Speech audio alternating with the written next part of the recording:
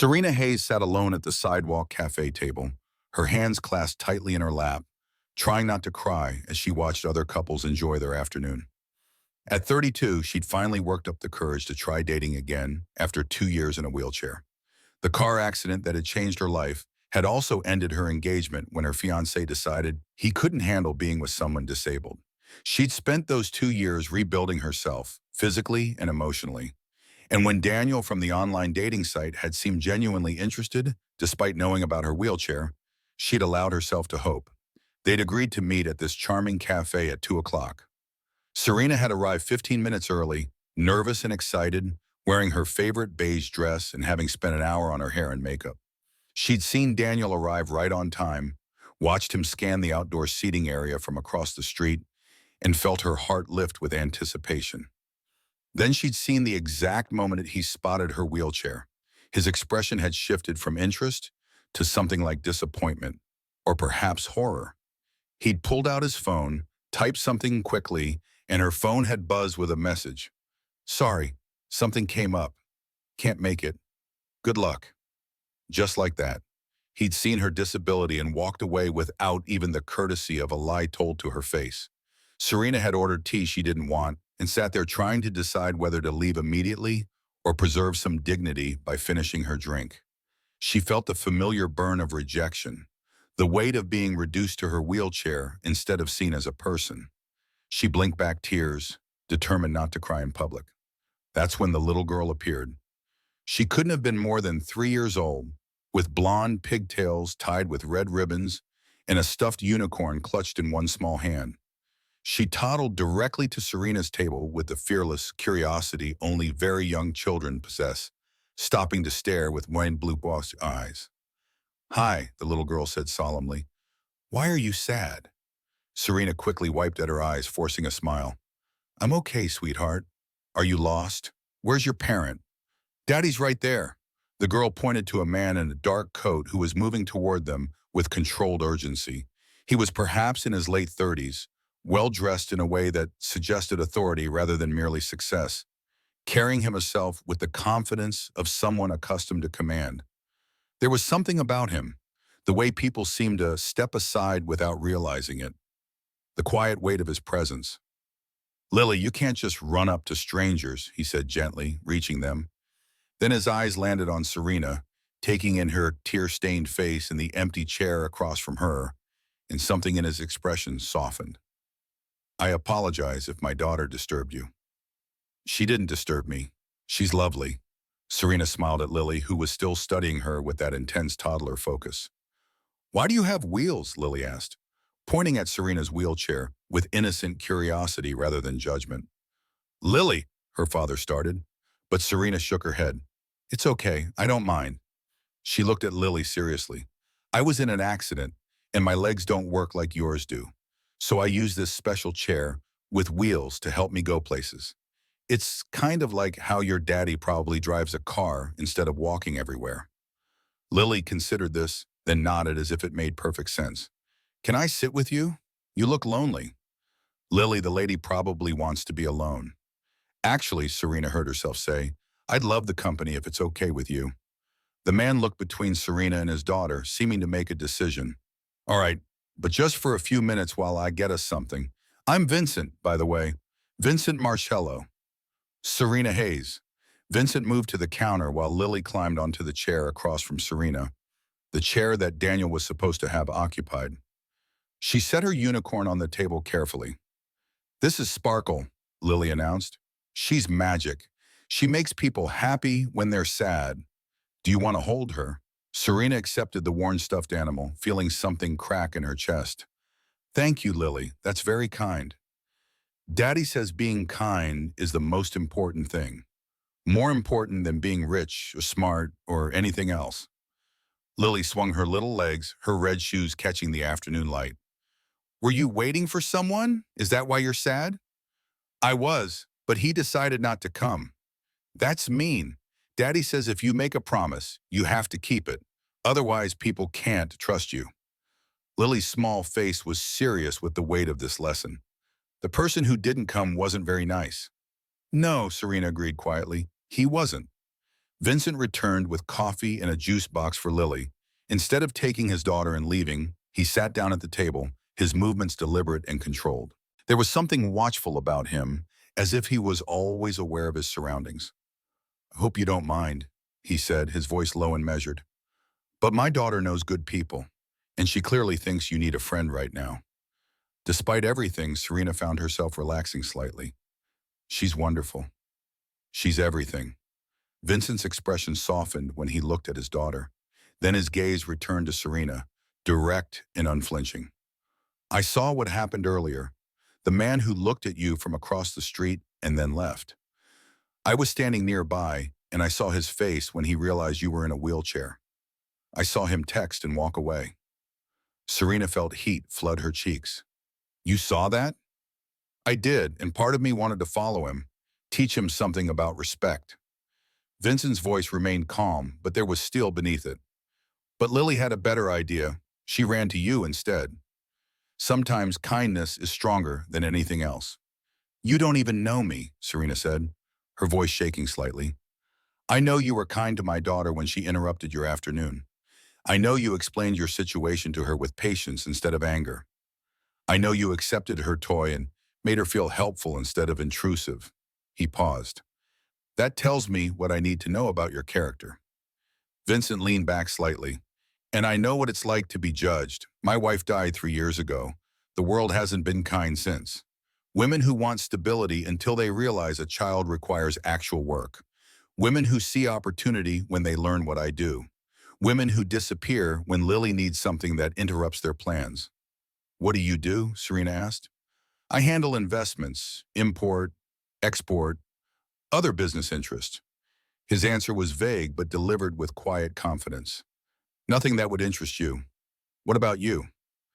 "I'm a freelance graphic designer. I work from home mostly, which is convenient given my mobility challenges." They talked while Lily colored on napkins the cafe staff provided. Vincent asked thoughtful questions about Serena's work, her design aesthetic, her creative process. Serena found herself asking about his daughter, his life as a single father. The conversation flowed easily, naturally, without the awkwardness that had plagued Serena's few attempts at dating since her accident.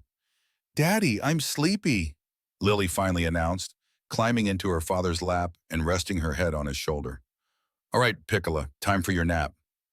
Vincent looked at Serena with something like regret. "This has been unexpected. Thank you for letting us stay." "You didn't intrude. You saved my afternoon." Serena meant it. "Thank you both." Vincent hesitated, then spoke carefully.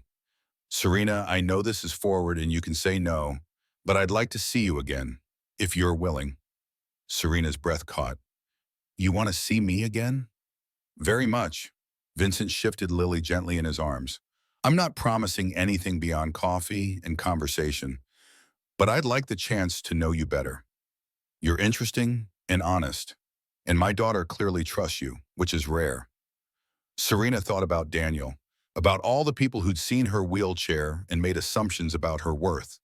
Then she looked at Vincent, who'd sat with her for over an hour, not despite her disability, but apparently indifferent to it, seeing her as a person rather than a limitation. "I'd like that," she said softly. "Coffee sounds lovely." They exchanged numbers, and Vincent texted her immediately so she'd have his contact information. As they prepared to leave, Lily insisted on giving Serena a hug, wrapping her small arms around Serena's neck with fierce affection. "You're not sad anymore," Lily observed. Sparkle's magic worked. "It absolutely did," Serena agreed, looking at Vincent over his daughter's head.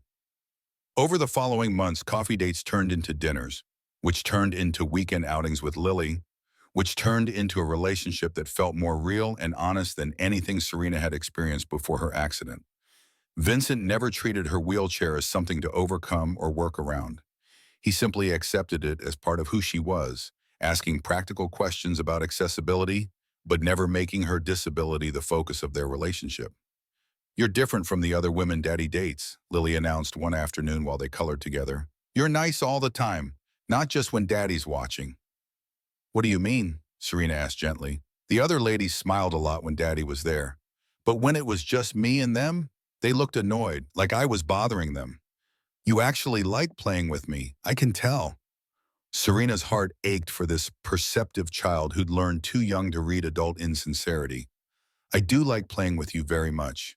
You're smart and funny and kind, just like your daddy taught you to be. Are you going to be my new mommy? Lily asked with the bluntness only children possess. I don't know, sweetheart. That's something your daddy and I need to figure out together. I hope you are. I asked the universe for a mommy who would really love me, and then I found you sitting silent at the cave. Maybe the universe sent you for both of us. When Serena told Vincent about this conversation later, he was quiet for a long moment. They were sitting on his couch, not modern glass and chrome, but solid dark wood and leather that spoke of old money and older traditions. Lily was asleep upstairs, having just watched a movie together like the family they were slowly becoming. Lily's not wrong, Vincent finally said. I've been looking for someone real. Everyone I met wanted either what I could provide or a fantasy that didn't include the reality of raising a child. He turned to face her. Then Lily ran to you that day, and I saw how you treated her with genuine kindness, even though you were hurting. I saw someone real. I was a mess that day, Serena protested, crying in public over being stood up. You were human, vulnerable, honest. Vincent's voice was low and certain. That man was a fool, Serena, but his loss was my gain. If he'd shown up, I wouldn't have had a reason to sit at your table. Lily wouldn't have given you her magic unicorn. We wouldn't be here now. Are you saying you're glad I got stood up? I'm saying I'm grateful for whatever brought you into our lives. Vincent took her hand gently. Serena, I love you, not despite your wheelchair or your past or anything else. I love you because of who you are. Creative, strong, patient with my daughter, honest about your struggles. I love that you don't pretend to be perfect. I love that you make Lily laugh and that you've taught her kindness matters more than appearances. I love you completely, exactly as you are. Serena felt tears stream down her face, but this time they were happy tears. I love you too, you and Lily both. You've given me something I didn't think I'd have again. A family, a future that isn't defined by what I lost, but by what I've found. Then marry me, Vincent said simply. Marry us. Let Lily's wish come true. Let me prove that the right man doesn't run. He stays. The proposal wasn't elaborate or public. It was quiet and honest and perfect. Serena said yes through tears, while Lily's stuffed unicorn sparkles sat on the bookshelf, having indeed worked her magic that day at the cafe. The wedding was intimate and meaningful. Lily served as flower girl, wearing a dress she'd helped choose and carrying a basket, while Sparkle rode in the basket beside the petals. When asked if anyone objected to the union, Lily stood up solemnly and said, I object to anyone being mean to my mama ever again, which made everyone laugh and cry simultaneously. In his vows, Vincent spoke directly to Serena, his voice carrying the weight of absolute certainty. A foolish man saw your wheelchair and walked away from the most extraordinary woman he'll never know. His loss gave me the greatest gift, the chance to know you, love you, and build a life with you. You've taught Lily that kindness matters more than appearances. You've taught me that strength comes in many forms. And you've shown both of us that family isn't about being perfect, but about showing up exactly as we are and choosing each other every day. Serena's vows were simpler, but no less meaningful. I was left alone at a cafe, feeling worthless and invisible. Then a little girl with pigtails and a magic unicorn saw me as someone worth talking to, and her father saw me as someone worth staying for. You both gave me back something I'd lost, the belief that I'm worthy of love, exactly as I am. Vincent, you never saw my wheelchair as something to overcome. You just saw me. That's the greatest gift anyone has ever given me. The woman who'd been left alone at a cafe had found something far more valuable than a date who showed up. She'd found a family who stayed, a man who saw her worth, and a child who'd recognized her heart before knowing anything else. And the man with the quiet authority and the little girl had discovered that sometimes the best things in life happen when we stop walking past people who need kindness and instead sit down beside them, stay a while, and let connection happen naturally. Daniel's cruelty had hurt, but it had also created the space for something real to grow. Serena would never wish for that moment of rejection again, but she'd forever be grateful for what came after. A stranger who chose kindness over indifference. A little girl who gave her magic unicorn to a sad woman at a cafe. And the family they built from that moment of unexpected connection.